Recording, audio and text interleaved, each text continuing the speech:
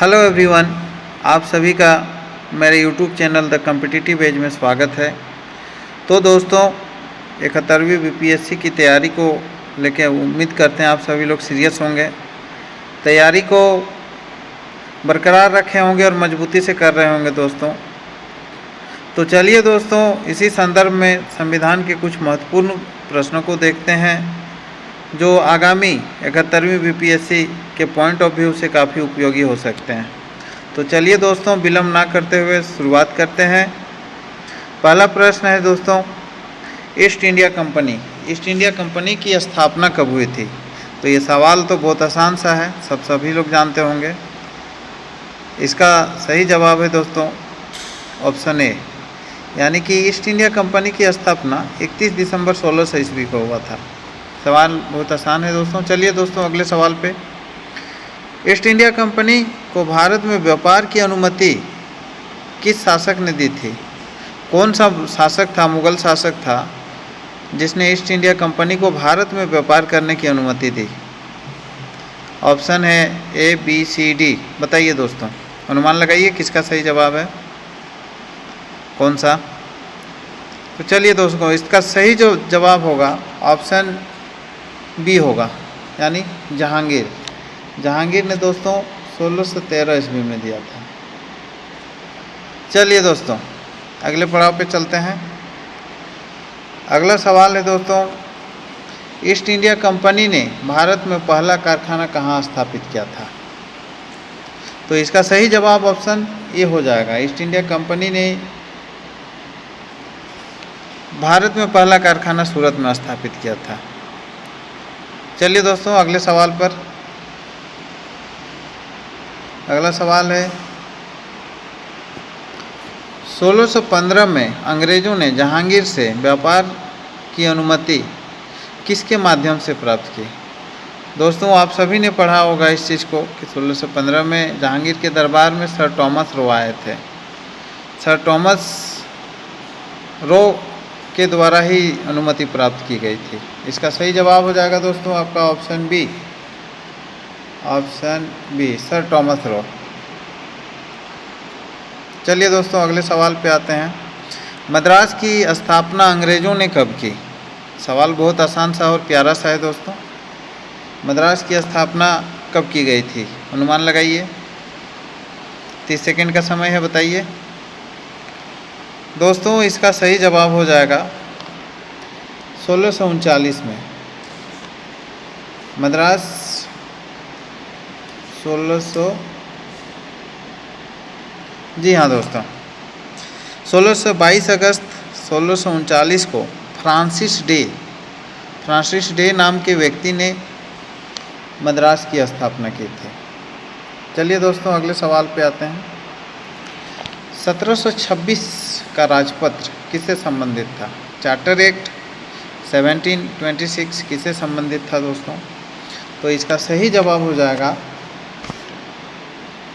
Option B, नगर निगम की व्यवस्था से। चलिए दोस्तों, अगले सवाल पे चलते हैं। 1726 के चार्टर एक्ट के तहत कलकत्ता, मद्रास और बम्बई में क्या स्थापित किया गया था? इसका सही जवाब दीजिए दोस्तों। 1726 के चार्टर एक्ट के तहत कलकत्ता, मद्रास और बम्बई में क्या स्थापित किया गया था? अभी सवाल दोस्तों इससे पहले वाले सवाल से यह मिलता जुलता है। तो सर दोस्तों, नगर निगम, याद रखिएगा कि 1726 के चार्टर एक्ट के तहत कलकत्ता, मद्रास और बम्बई में नगर निगम की स्थापना की गई थी। चलिए दोस्तों, अगले पड़ाव में। भारत में पहला नगर निगम कहाँ बना? जी हाँ दोस्तों, तो इसका सही जवाब हो जाएगा ऑप्शन बी, मद्रास। भारत में पहला नगर निगम बना था मद्रास में। चलिए दोस्तों, अगले सवाल पे चलते हैं। सवाल बहुत प्यारा सा सवाल आ रहा है। 1773 का रेगुलेटिंग एक्ट किसके शासनकाल में आया? 1773 का जो रेगुलेटिंग एक्ट है वो किसके शासनकाल में आया दोस्तों? इसका सही जवाब हो जाएगा Warren Hastings, option A. Warren Hastings इसका सही जवाब हो जाएगा दोस्तों। चलिए अगले पड़ाव की ओर चलते हैं। रेगुलेटिंग एक्ट 1773 के तहत किस पद का प्रावधान किया गया था? जी हाँ दोस्तों, सवाल बहुत इम्पोर्टेंट है, ध्यान दीजिएगा। 1773 के 73 का जो रेगुलेटिंग एक्ट आया था उसमें किस पद का सृजन किया गया था? तो दोस्तों इसका सही जवाब हो जाएगा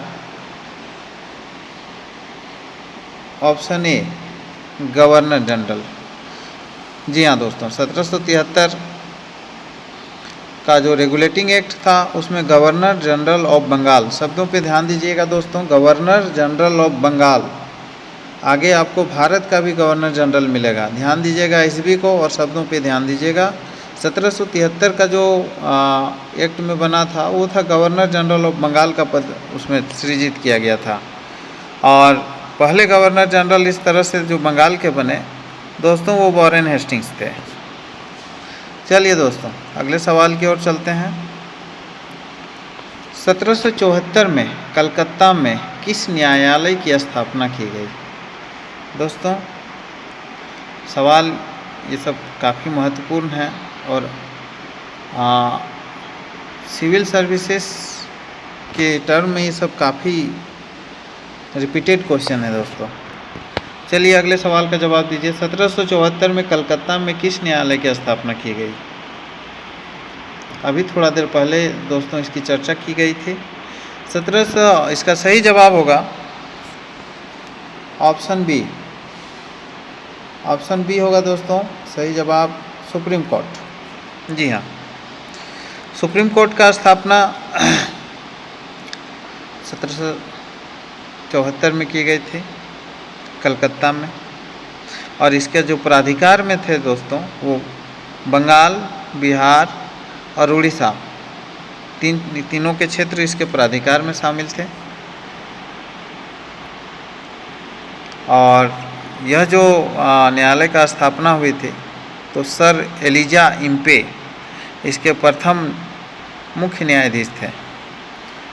चलिए दोस्तों अगले सवाल की ओर चलते हैं। कलकत्ता के पहले मुख्य न्यायाधीश कौन थे? जी हाँ, अभी थोड़ी देर पहले चर्चा की हमने इसकी कि 1774 में जो सुप्रीम कोर्ट का स्थापना किया गया कलकत्ता में, तो उसके मुख्य न्यायाधीश पहले जो थे वो सर एलिजा इम्पे थे, सर एलिजा इम्पे। चलिए दोस्तों अगले सवाल की ओर चलते हैं। 1781 का अधिनियम किस नाम से प्रसिद्ध है? 1781 का अधिनियम किस नाम से प्रसिद्ध है? और इसके 4 ऑप्शन है, संशोधित अधिनियम, न्यायिक अधिनियम, सेटलमेंट एक्ट, मेट्रोपॉलिटन एक्ट। दोस्तों इसका सही जवाब हो जाएगा ऑप्शन बी, न्यायिक अधिनियम। चलिए दोस्तों 1784 का पिट्स इंडिया एक्ट किससे संबंधित था? 14 नंबर। 1784 में पिट्स इंडिया एक्ट आया था दोस्तों, किससे संबंधित था आपको ये बताना है। चलिए दोस्तों इसका सही जवाब ऑप्शन बी हो जाएगा। पिट्स इंडिया एक्ट का लाने का उद्देश्य था कंपनी का नियंत्रण के लिए बोर्ड ऑफ कंट्रोल की स्थापना था। जी हाँ, बोर्ड ऑफ कंट्रोल का गठन किया गया कंपनी के नियंत्रण के लिए। कब किया गया? 1784 का पिट्स इंडिया एक्ट के तहत, याद रखिएगा दोस्तों। चलिए अगले सवाल की ओर चलते हैं। किस अधिनियम के तहत पहली बार गवर्नर जनरल को सभी प्रांतों पर अधिकार मिला? बहुत ही महत्वपूर्ण सवाल है दोस्तों। किस अधिनियम के तहत पहली बार गवर्नर जनरल को सभी प्रांतों पर अधिकार मिला? इसका सही जवाब हो जाएगा दोस्तों ऑप्शन डी, 1833। 1833 का चार्टर एक्ट बंगाल का गवर्नर जनरल को भारत का गवर्नर बनाएगा। इस एक्ट के तहत पहले बंगाल का गवर्नर जनरल 1774 में जो शुरू हुआ था 73 में, वो तब तक रहा। 1833 के बाद दोस्तों वो बंगाल का गवर्नर जनरल न होकर भारत का गवर्नर जनरल बनाया गया।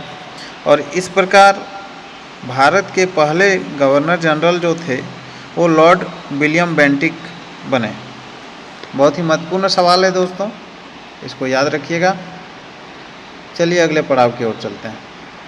1833 का चार्टर एक्ट में किसे भारत का प्रथम गवर्नर जनरल कहा गया? दोस्तों अभी इससे पूर्ववर्ती सवाल में इस सवाल का जवाब था। चलिए इसका जवाब होगा ऑप्शन ए। जी हाँ, इसका ऑप्शन ए होगा दोस्तों। लॉर्ड विलियम बेंटिक थे जो भारत के प्रथम गवर्नर जनरल बने 1833 में। 1833 का जो चार्टर एक्ट था दोस्तों, इसी के तहत दास प्रथा को भी गैर कानूनी घोषित किया गया था। ये VVI क्वेश्चन है, लिख लीजिएगा कि दास प्रथा को 1833 के चार्टर एक्ट के तहत गैर कानूनी घोषित किया गया था।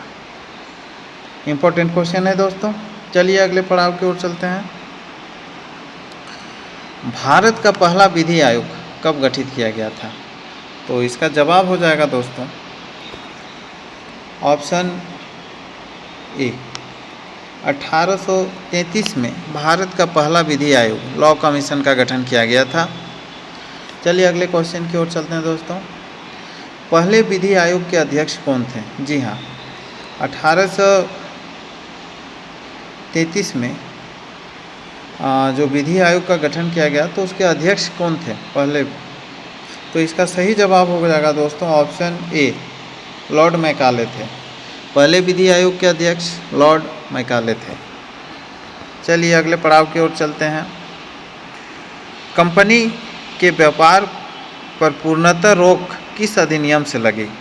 कंपनी पर पूर्ण रूप से किस अधिनियम के तहत व्यापार पर रोक लगा दी गई? बहुत ही इम्पोर्टेंट क्वेश्चन है ये भी, और ये बार बार BPSC के टर्म में इसका सामना करना पड़ा है। चलिए दोस्तों, इसका सही जवाब जो हो जाएगा ऑप्शन बी, 1833 का चार्टर एक्ट। 1833 के चार्टर एक्ट में जो चाय और चीन के साथ व्यापार था दोस्तों, उसे भी ख़त्म कर दिया गया। पूर्ण रूप से कहा जाए तो पूर्णतः रोक लगा दी गई थी। चलिए दोस्तों अगले सवाल की ओर। 1853 के अधिनियम से क्या प्रारंभ हुआ? दोस्तों 1853 का जो अधिनियम था उसमें क्या प्रारंभ हुआ? तो इसका सही जवाब हो जाएगा ऑप्शन ए, लोक सेवा आयोग, लोक सेवा परीक्षा। जी हाँ, ICS एग्ज़ाम को प्रारंभ किया गया था 1853 के एक्ट से।